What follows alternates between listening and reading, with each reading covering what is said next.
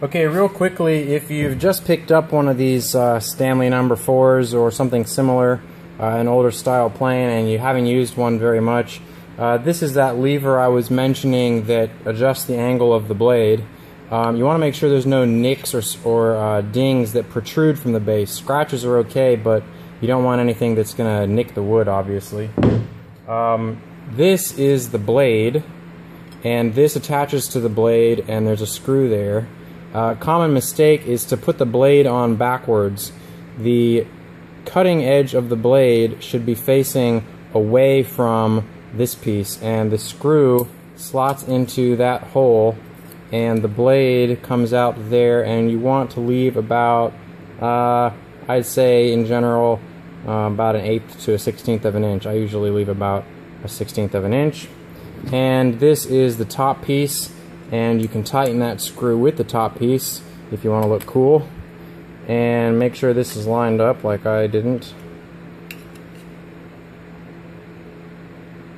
About a 1/16 of an inch. I don't quite have a perfect square sharpness on that blade, but I can fix that with my angle adjustment. I don't have time to re-grind that edge.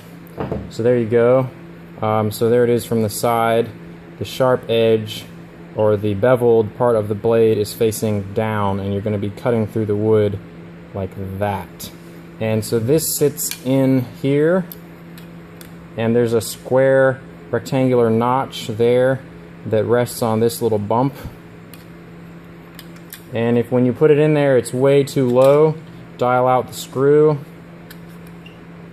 In my case it's not in far enough, so I'm going to dial in the screw. And just feel the blade down here.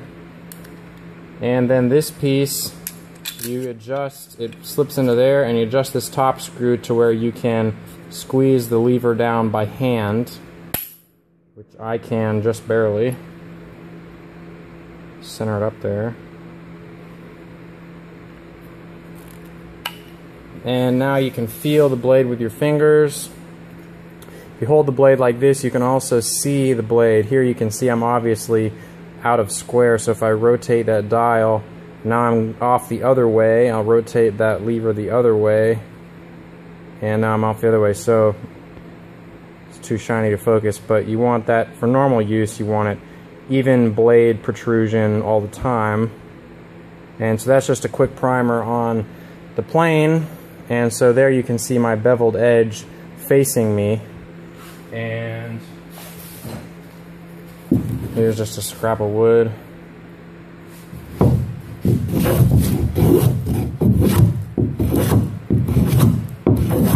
Not the sharpest I've ever had it, but it's okay. And I also highly recommend you get one of these. This is a blade sharpening jig. It has a bearing there and a couple different notches to hold your blade. You rest the blade in there and tighten it down. And so this is the end of the blade, and it rides on a flat surface like a cast iron top of a table saw, or your drill press works nicely, or just a piece of Formica countertop even. And this holds the angle of the blade constant while you sharpen. And I just use these sheet paper, wet dry sandpaper. This one's 1000 grit. Get yourself some 1000 grit, 2000 grit. You can do your rough shaping with 150 grit sandpaper, and then work down to 400 grit, getting all the scratches out.